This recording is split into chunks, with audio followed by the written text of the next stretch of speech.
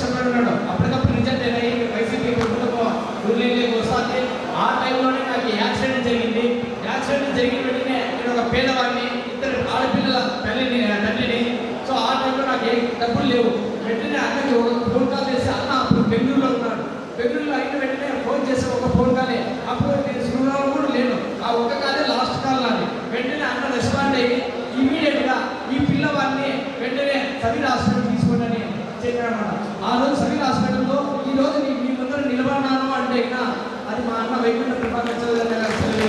ముఖ్యంగా చెప్పాలంటే అదే సరే ఆపరేషన్ చేయించినాడు. సరే వెంటనే మా ఇంటికి వచ్చి మీ పరిస్థితి ఏముందో ఎక్కువ ఎట్టుకెళ్తారో అని మళ్ళా తన కాలాన్ని వృధా చేసుకొని మళ్ళీ వచ్చి మా ఇంటికి వచ్చి 10,000 రూపాయలు నా చేతిలో వద్దన్న పెట్టి ఇంటికాడ పరిస్థితి చూసుకొని మళ్ళా నాకు ఉద్యోగం ఇచ్చి అన్న ఆకర్షణ ఉద్యోగం ఇచ్చి మీరు సత్య అయిన వరకు ఉండిలేన్నాడు. కాబట్టి ఇవన్నీ చెప్పుకుంటూ పోతే చాలా మంది నాయకులు మాట్లాడుతున్నారు. మీరు మాట్లాడదలుచుకోండి.